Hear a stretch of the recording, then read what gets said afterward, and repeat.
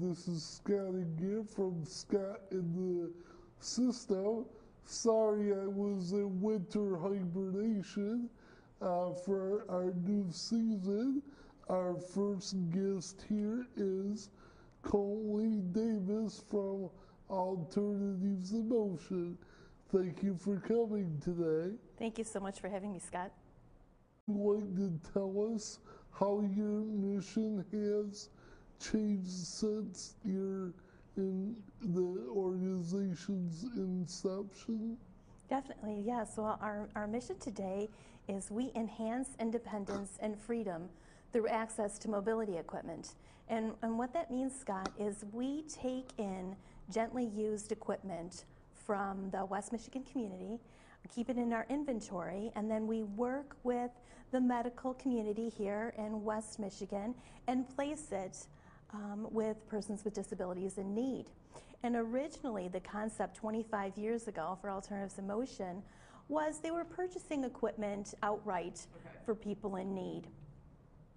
And what happened was they weren't able to help as many people as they wanted to, because we all know mobility equipment is expensive. And they would get calls all the time from people in the community that wanted to donate their gently used equipment, and they did not know of anyone else in the community that was taking in the equipment.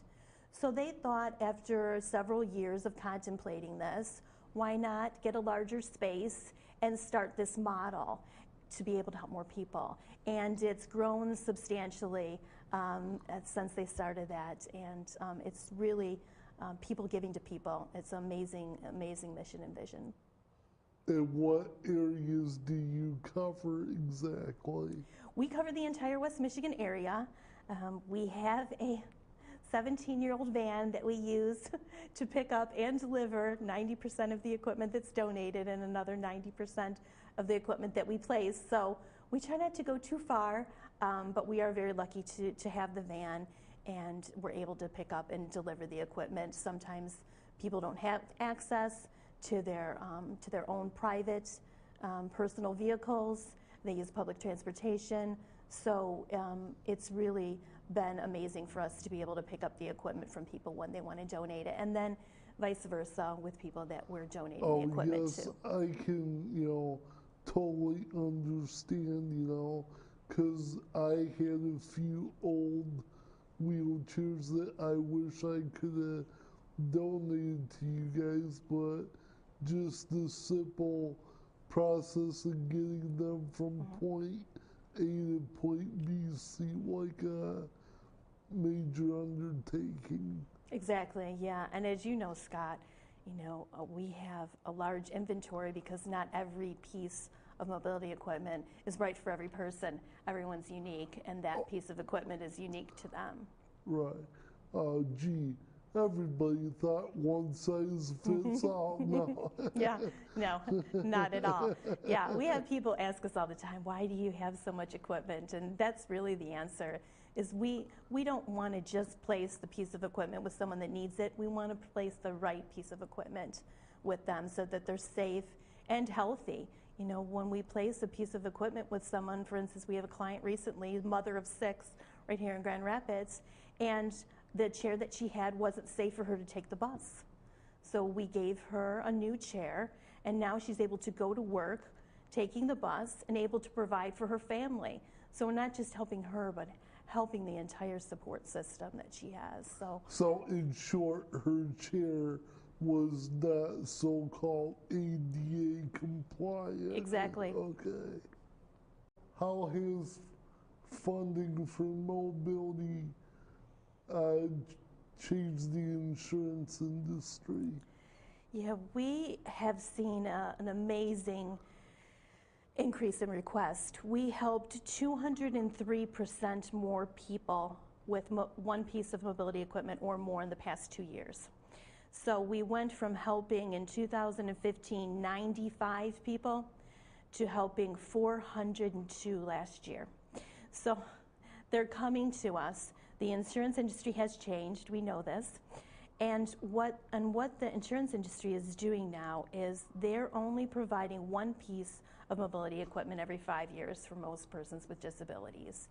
And We can outgrow these in 5 years. We can wear them out in 5 years. And so we are that agency that people come to when they need mobility equipment. A lot of times when people are first diagnosed with the disease, they get, a manual chair, and several years later might need a power chair, and the insurance is going to tell them they already placed a manual chair with them. If they need a piece of bath equipment to help them stay safe while they're bathing, and they already have a manual chair or a power chair, the insurance is not going to pay for that. So really, we want to keep people healthy and safe, and if someone donates a piece of bath equipment to us, if someone else in our community needs it, we want them to have it. Yeah, this would cover people that are starting stages like MS, MD, Lou Gehrig's disease, and so on and so forth. Exactly, extremely aggressive diseases. And as much as, the insurance is really great and providing those manual chairs, unfortunately, sometimes the disease progresses quickly. Faster than insurance allows, pretty much. Exactly, and it's the quality of life, Scott. When a family is going to unfortunately lose their loved one to a horrific disease, it's the quality of life at the end. We donated a chair to a family right before Thanksgiving, and it allowed that family member to actually have a meal at the table with their family.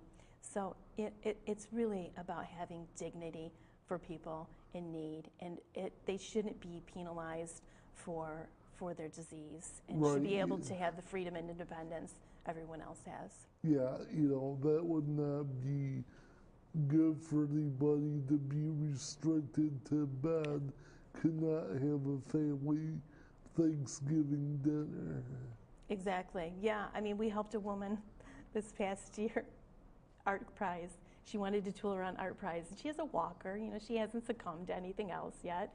And so she said, is there any way I can borrow a scooter so I can buzz around Art Prize? So she took pictures all over town at the different exhibits, and we were very happy to go out and deliver a scooter to her so that she could explore the area. So sometimes it's little things like that, but it means a lot to people. We know that when people are in their homes and they're not out in the community, depression sets in. A lot of other health issues. We want people out exploring our amazing communities, Grand Rapids, Holland, wherever they live. We want them out, and we want them to experience freedom and independence. I couldn't agree more. Yeah, my worst nightmare is not being able to do these things, and I can't imagine not having the wheelchair or otherwise to do it. Yeah. I couldn't either. I mean, it's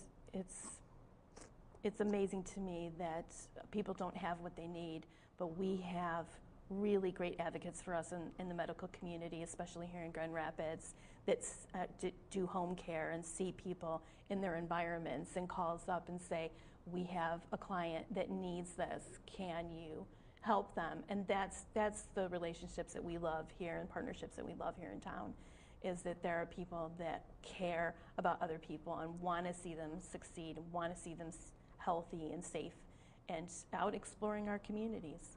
Yeah, the more we all can work together, the better, as opposed to against each other. Exactly. I think we just talked about this. You did 400 placements last year, but you also maintain it. We do. We maintain the equipment, which is a lot of what people don't know about us. They really think we're a loan closet, of which we are not. On very rare occasions will we loan out equipment. If someone needs equipment temporary, we'll loan it to them.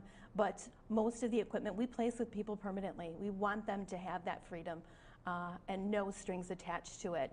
But yes, when we do place the equipment, the 400 pieces that we placed last year, we repair and maintain all those pieces of equipment until the piece is not usable anymore or they return it to us. So if they need a part that has been damaged or needs to be replaced, if they need new batteries in the chair, we'll come out and replace them.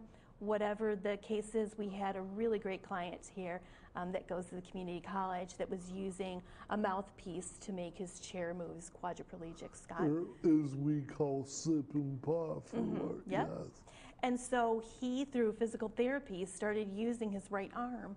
So he asked if we could come out and alter his chair so that he could have a joystick on his chair. So we took that part off, and now he's using his arms. So it's things like that that we get really excited about, to see our clients out in the community. He's going to Grand Rapids Community College, so we're super proud of him. But anything that we can do to see people succeed and to have our clients be able to go to school and enjoy the community that we live in, that's what we're here for. So, if I understand correctly, when you replace these parts, so wear and tear, batteries, tires, and otherwise, that's usually out-of-pocket expense for you. Very expensive, yeah. Yet being you don't keep an inventory per se. Yeah, no, we don't have the money to keep an inventory for parts and batteries. We have the luxury in the past 2 years of having a part-time staff that is skilled in working on power chairs. It seems to be our niche, Scott. Out of the 400 pieces that we placed last year, almost 200 of them were pieces of power equipment. So he has that knowledge.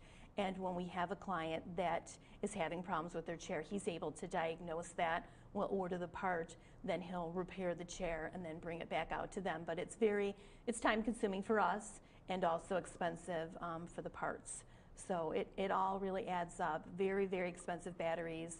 A battery replacement in a chair like yours can be $450 to $600. Multiply that times 200 chairs, it's very expensive to maintain the chairs, but when people donate a $20,000 wheelchair to us and give it to us and say, unfortunately, the batteries are dead, we're going to invest the $600 in the batteries so that we can get the chair to a person in need in the community. So it is an expense that we incur, but well worth it when we see the lives that we're impacting in the community. Yeah, yes, they can understand. It seems like as time goes on, it seems to get harder and harder to make an appointment,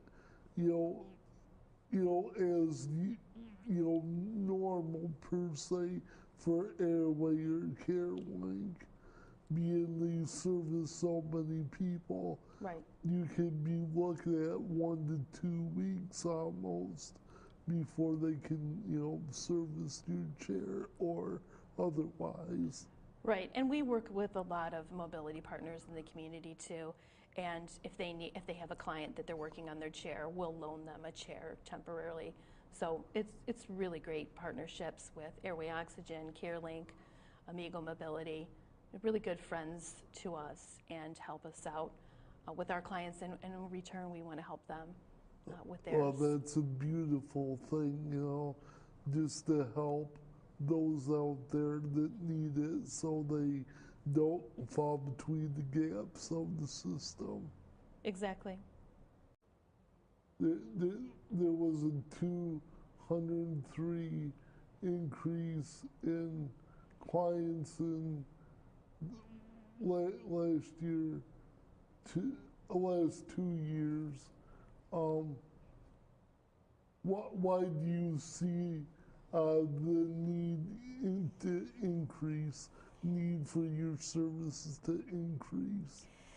Several different things. As I alluded to, the insurance industry being the largest one, and the way that they're allocating their funds towards mobility equipment devices. The second thing that we've seen a huge increase in is the refugees that are coming in to the greater West Michigan area. And these are people that are coming in to Grand Rapids with nothing. They're being put on planes, and they may have a wheelchair in the country that they're coming from. They're put on a plane, they're taken off the plane, they're given the wheelchair at the airport, and then they have nothing. So we're doing a lot of work with them. They literally are coming to this country with the shirt on their backs, and we definitely want to help them. We do a lot of work with families that are adopting children. either from here or from overseas. A lot of times they're waiting for formal adoption papers, and so that child is not receiving any services here in our country. So we're donating a lot of equipment to them, especially children's equipment. We've seen a huge increase in requests for that. For example, we helped a really great family here, again, right in Grand Rapids. It's adopting a little boy from Haiti, and brought him over from Haiti. No equipment, nothing for him. So we donated a stroller to him. He has cerebral palsy, and so we donated it to him so they aren't carrying him around. He's 4 years old. They were carrying him everywhere that he went. He's getting a little bit big. Yeah, a little bit big for that. So now he has a juvenile stroller. And so it's little things like that. A family that donated that chair to us had unfortunately lost their child, but they donated to us and wanted it to go to a good home, and it's definitely in a good home. So we're super excited to see that chair get placed with that little boy. And we're doing a lot of adoption work, a lot of refugee work, and then again with just persons falling in the cracks with their insurance, Medicaid, Medicare. Whatever their situation is, if they're in need and we have the equipment, we want to help them. Yeah, like for me per se, typically Medicare says I have a 10-year allowance before I'm allowed to have a new chair. Yeah.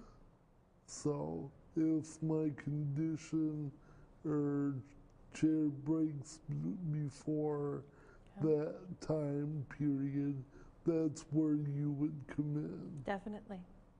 Definitely.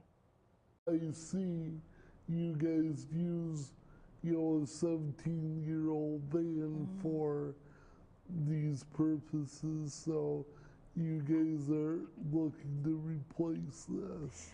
We have a van campaign going right now for a community van. We want a larger vehicle. We have a minivan right now, which is great for a family, Scott, but we're a non-for-profit business. So when, for instance, Meyer Gardens called us this summer and they were replacing their fleet of manual chairs. So they said, we have 20 plus chairs, come and pick them up. Well, that was 5 trips back and forth to Meyer Gardens. So my goodness. So we want to be able to go somewhere, pick up multiple pieces of equipment, but we also want to have these really great community days where we go to senior centers and we go to assisted living centers and we pull the van up and we have parts and we have batteries and we have, walkers and chairs, and so whatever they need, if they need a new tire on their walker, we can replace it. So that's really what we want to use this van for. We want it to be a part of the community. This is a beautiful idea. I can only imagine, people in Section 8 housing or, like where I used to live, all our wheelchairs are close to it, so you would basically be like a wheelchair / walker repair service right on site. Exactly. Have cushions, Roho cushions in there. If people need new cushions on their chair, whatever it is they need, we want to have this van for that. So we're super excited.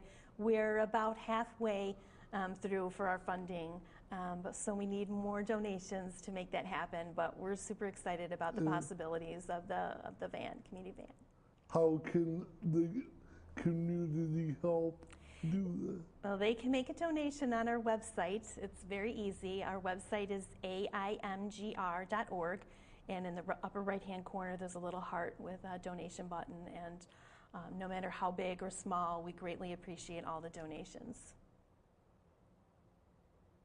You mentioned you were doing a 25-year celebration coming up. We are. This is our 25th year, so we're super excited to be serving this amazing community, thousands of persons with disabilities through the past 25 years. So we're going to have a little open house this summer, and hopefully, wrap up the van campaign so that we can purchase the van. And we want to keep true to our mission. We have gently used equipment, so we'd like a gently used van. And so we'd love to purchase that this summer by the end of the year so that we can celebrate our 25th anniversary with that.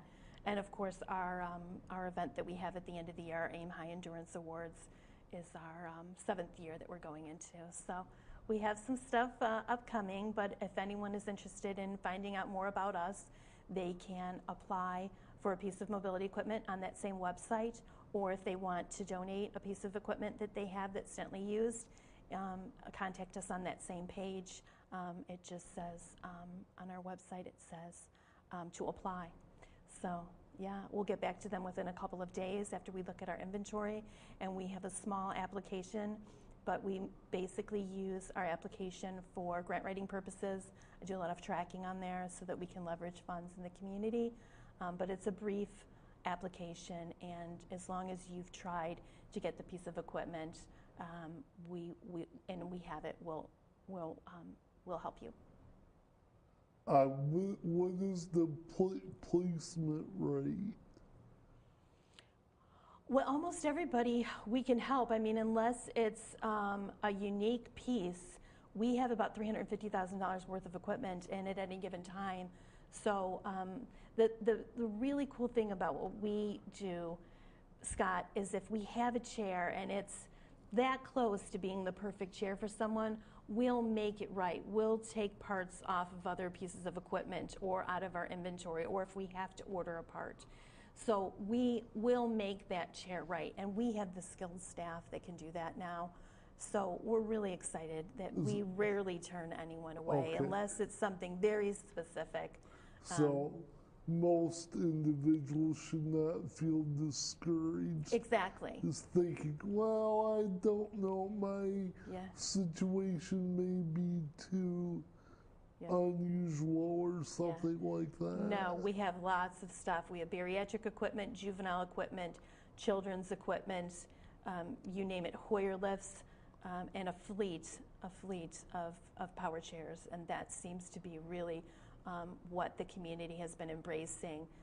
We're really not a loan closet. We're a place you can go to and get a piece of mobility equipment and use it for as long as you need it. And if you have problems with it, we're going to come out and we're going to fix them, or we're going to replace your batteries, because we want it to be safe and we want you to be out enjoying your freedom. So it's not like a one-time and done type thing. No. And if you need different equipment as your needs, grow or change, just call us. We'll come and get it. We'll make it right. If you need an additional piece of equipment, sometimes people leave the hospital and they don't have anything. Their illness is new. Their injury is new. We'll place more than one piece with a client if they need it, and we have it. Okay. Yeah. Okay. Well, thank you very much for being here. No, thank you so much for having us. Appreciate it. Well, this is Scott in the system, and thank you very much for watching today.